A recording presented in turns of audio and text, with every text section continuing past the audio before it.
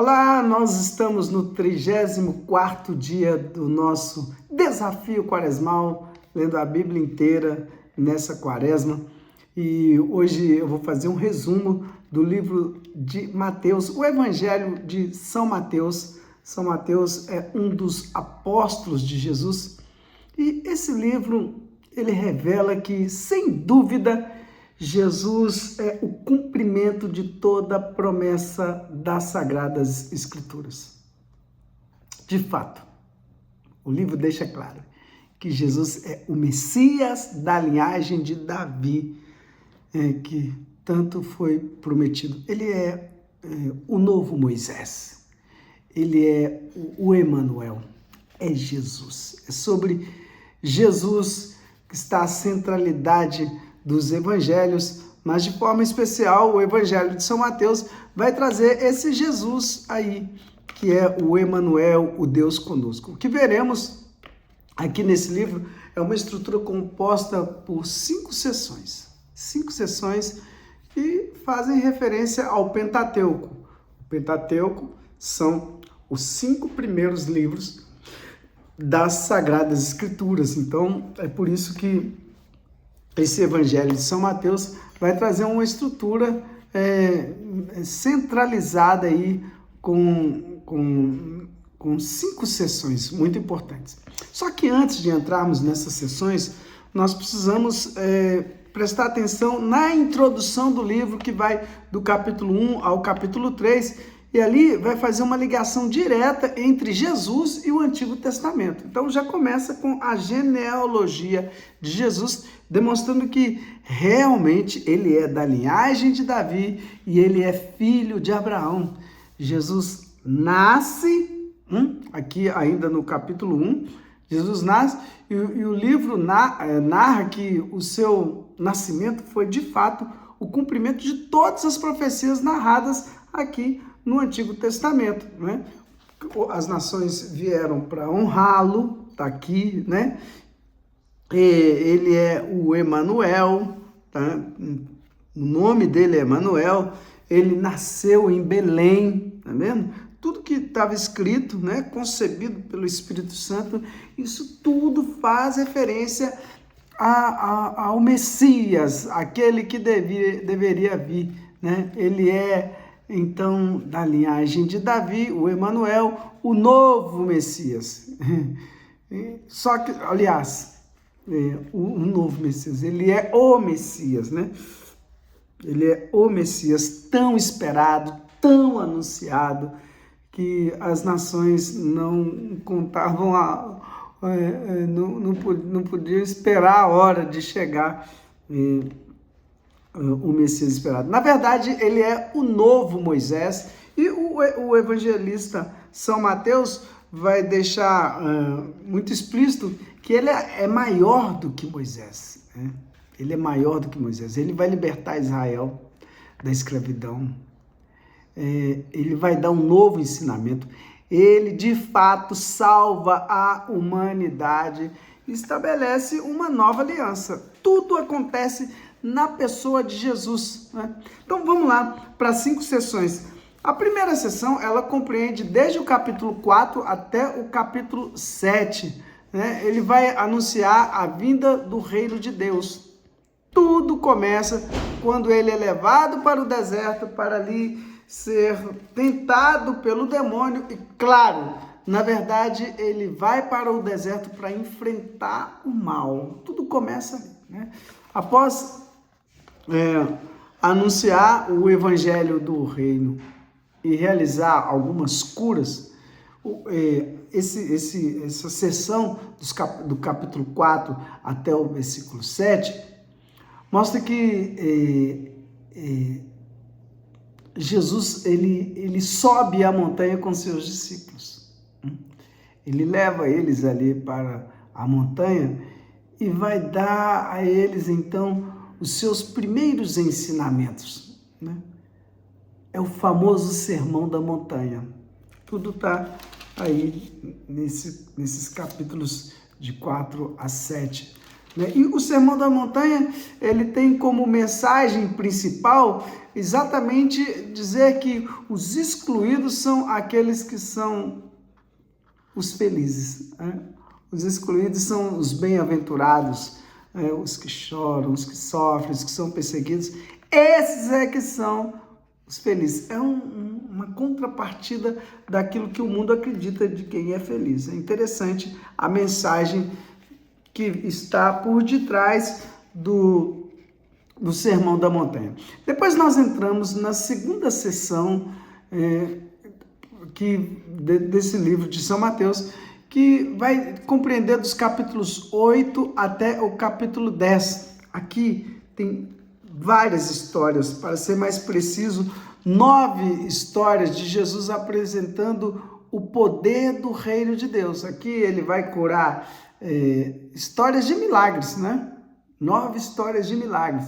Ele vai curar doentes, ele vai expulsar demônios, tem ressurreição, cegos, mudos, tudo isso vai acontecer aqui nesse trechinho onde Jesus vai apresentar o poder do reino de Deus. Está tudo aqui nesse trecho. Também nesse bloco nós vamos ver o chamado de Mateus, que é o evangelista sobre o qual nós estamos meditando o livro dele. E também a escolha dos 12 e o envio que Jesus vai fazer para eles. Está aqui. Já no capítulo 10, eles vão receber as instruções e a autoridade da parte de Jesus. Jesus chama os 12 ali para aquele primeiro encontro, aquela primeira reunião, depois de ter chamado os 12, Jesus vai fazer aquela primeira reunião e vai enviá-los com uma missão. Jesus fala, não leveis nem ouro, nem prata, nem túnica, nem mochila, não leva nada, vai com a roupa do corpo. O fato é que eles foram, e eles receberam autoridade para expulsar demônios, para curar os enfermos, muita coisa, O fato é que eles vão, e eles vão convencer muitos, mas nem todos. Eles convencem a muitos com o anúncio da boa nova do reino, mas os líderes nem pensar. Os líderes, aliás, vão perseguir a partir daquilo que Jesus tinha acabado de falar com eles. Ide como ovelhas no meio no meio de lobos. Então, de fato, eles vão ser perseguidos, principalmente pela liderança religiosa daquele tempo. E aí nós entramos na terceira sessão do livro, que nós veremos o que compreende do capítulo 11 até o capítulo 13. E aqui nós vamos ver, nos capítulos 11 e 12, são algumas pessoas amando e até aceitando Jesus. Está tudo muito bem aqui nos capítulos 11 e 12. Outros assim, meio que neutros. E alguns que não aceitam de jeito nenhum. Aqui nós vamos ver aqueles que não vão aceitar Jesus de jeito nenhum. Isso leva esse composto de pessoas que aceitam, outros que estão neutros e outros que não aceitam. Isso leva Jesus a contar uma série de parábolas que tem relação com o reino de Deus. Ele vai contar aqui uma série de palavras sobre o reino de Deus, porque assim,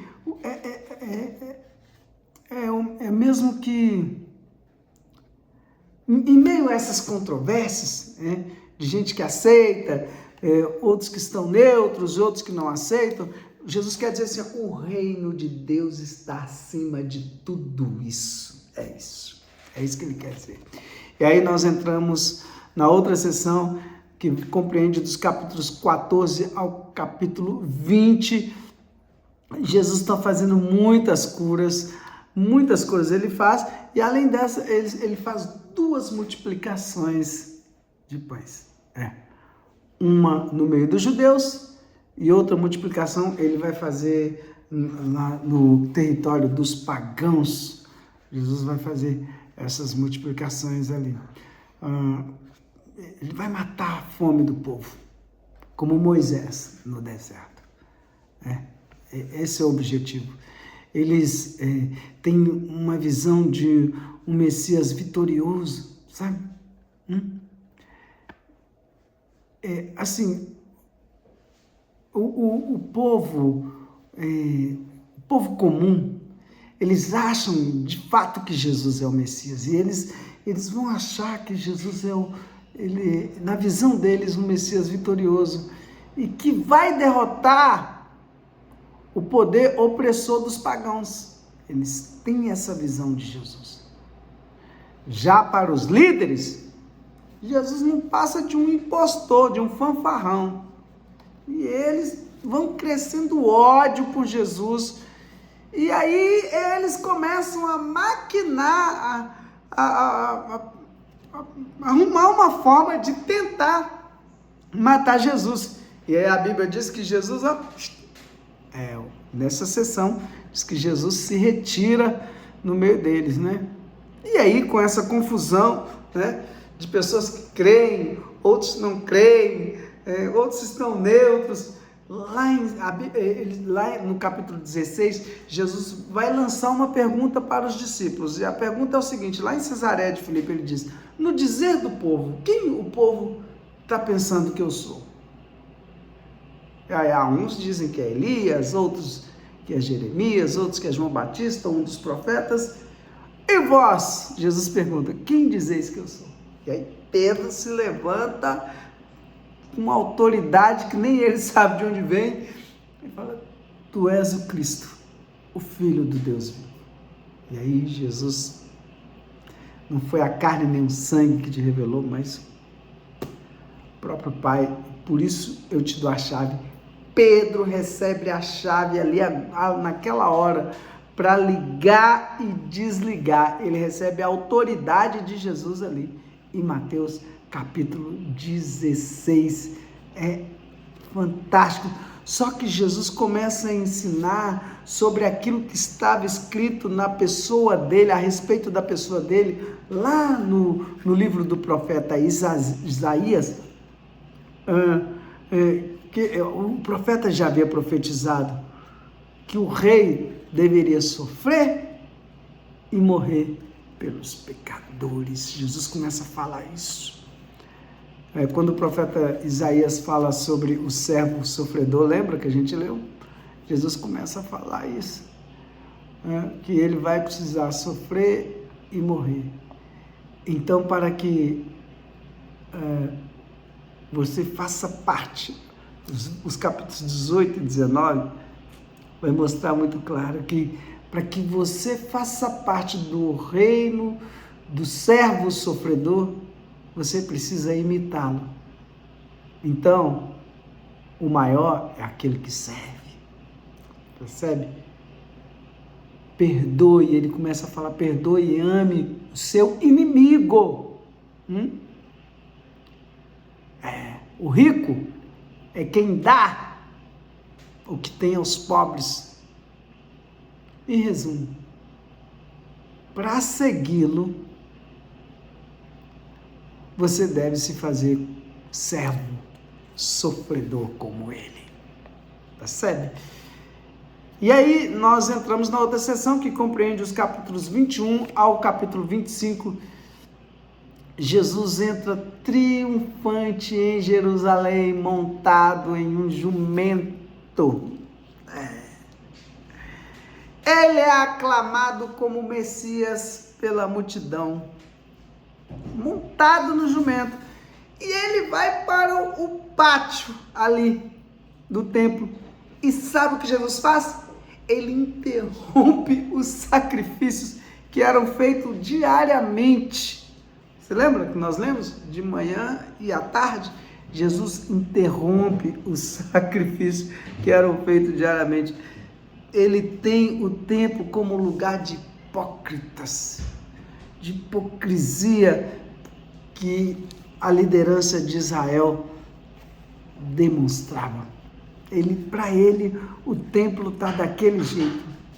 Então, Jesus deixa aquela liderança extremamente irritada, que na sequência vai tentar encurralá-lo em um debate público. Só que deu ruim para eles. Eles vão tentar encurralar Jesus num debate público, porém, claro, eles não conseguem. E aí, eles decidem que Jesus deve morrer. Eles decidem que Jesus deve morrer.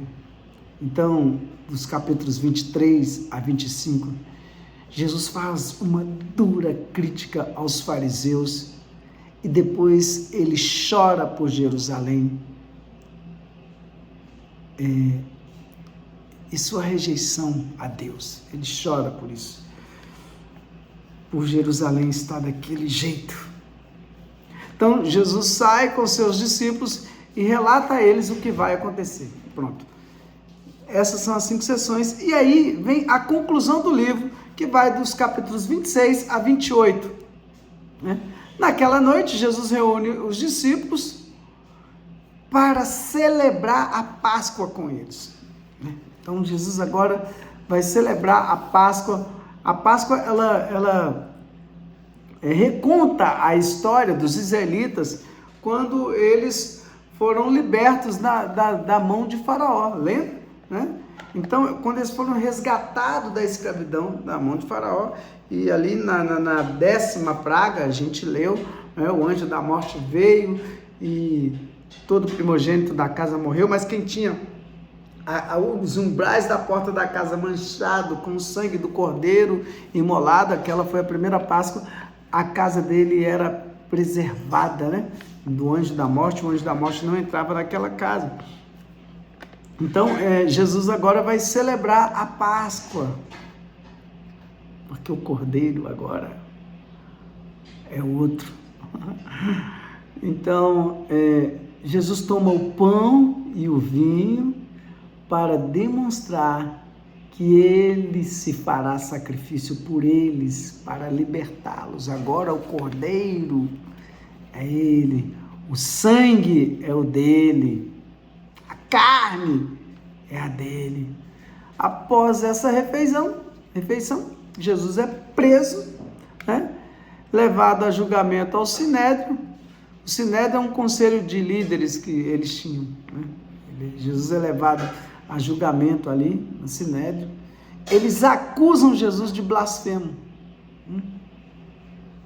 E depois envia Jesus para o governador de Roma, que era quem? O Pilatos.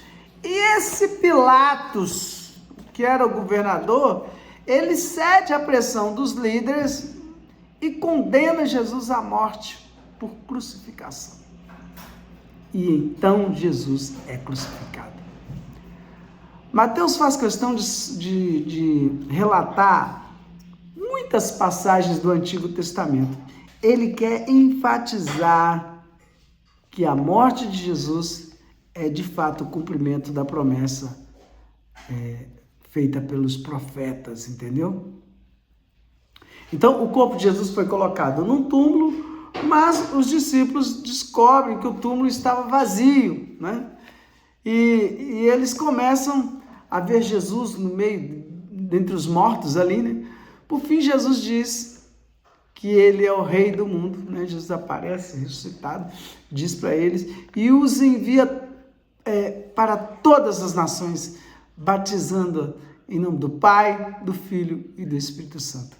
E aí, o Evangelho de São Mateus termina com uma promessa dizendo: eis que estarei convosco todos os dias até o fim do mundo. Assim, nós fechamos o Evangelho de São Mateus. Deus te abençoe.